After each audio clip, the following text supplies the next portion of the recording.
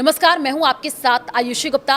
भारत ने रूस के निज़नी नोवगोरोड क्षेत्र में रूस और बेलारूस के संयुक्त सैन्य अभ्यास ज़ापद 2025 में पर्यवेक्षक के रूप में हिस्सा लिया। ये खबर तब सामने आई जब भारत और अमेरिका के बीच कुछ मुद्दों को लेकर के तनाव चल रहा है। आपको बता दें कि ये रिपोर्ट सामने आई है। बताया गया है कि रूसी राष्ट्रपति व्लादिमीर पुतिन ने सैन्य वर्दी पहन करके इस अभ्यास को देखा और रक्षा मंत्री आंद्रेई बेलोसोव और उनके डिप्टी से विस्तृत जानकारी ली है। इस अभ्यास का मकसद रूस और बेलारूस के बीच बने संघ राज्य की रक्षा के लिए रणनीतियों का अभ्यास करना था। ज़ापद 2025 रूस और बेलारूस की लंबे समय से चली आ रही सैन्य साझेदारी का हिस्सा है। यह अभ्यास कुछ साल में होता है और इसमें दोनों देश अपनी सैन्य ताकत और तालमेल को परखते हैं। इस बार के अभ्यास में टैंक, तोपखाने, हवाई रक्षा प्रणाली और अन्य आधुनिक हथियारों का प्रदर्शन किया गया। इसका उद्देश्य युद्ध की स्थिति में दोनों देशों की सेनाओं के बीच बेहतर समन्वय स्थापित करना और उनकी रक्षा तैयारियों को मजबूत करना था। भारत का इस अभ्यास में पर्यवेक्षक के रूप में शामिल होना एक बड़ा कदम माना जा रहा है, क्योंकि यह भारत की विदेश नीति में संतुलन बनाए रखने के प्रयासों को दर्शाता है।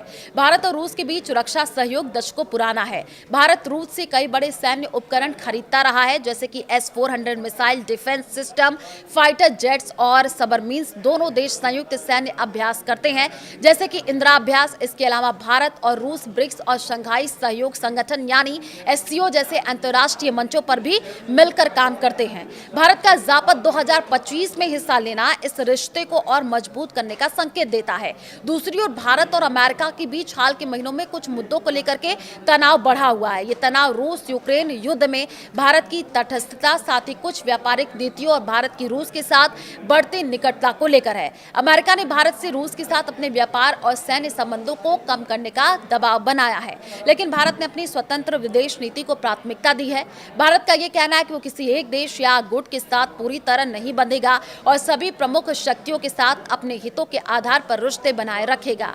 ज़ापद 2025 में भारत की भागीदारी को कुछ विशेषज्ञ अमेरिका के लिए एक संदेश के रूप में देख रहे हैं। उनका मानना है कि भारत ये दिखाना चाहता है कि वो अपनी स्वतंत्र नीति पर कायम है और रूस जैसे पुराने सहयोगियों के साथ अपने रिश्ते को कम नहीं करेगा। साथ ही भारत अमेरिका के साथ भी अपनी रक्षा और आर्थिक संबंधों को बनाए रखना चाहता है। उदाहरण के लिए भारत अमेरिका के क्वाड और अन्य रक्षा समझौतों के तहत सहयोग करता है। ये सैन्य अभ्यास और भारत की भागीदारी वैश्विक स्तर पर चर्चा का विषय बनी है। रूस और बेलारूस के साथ भारत का ये सहयोग दोनों देशों के साथ उसके मजबूत रिश्तों को दर्शाते हैं, लेकिन अमेरिका के साथ तनाव की खबरें इसे और महत्वपूर्ण बनाती है। भारत की रणनीति उसकी मल्टी अलाइनमेंट नीति को दिखाती है, जिसे वो किसी एक गुट में शामिल होने के बजाय सभी देशों के साथ अपने हितों को ध्यान में रख करके काम करता है। इसके अलावा भारत की इस अभ्यास में मौजूदगी क्षेत्रीय सुरक्षा के लिए भी महत्वपूर्ण है। रूस और बेलारूस के साथ सहयोग से भारत को नई सैन्य तकनीक और रणनीतियों के बारे में जानकारी मिलती है और ये भारत की अपनी सैन्य तैयारियों को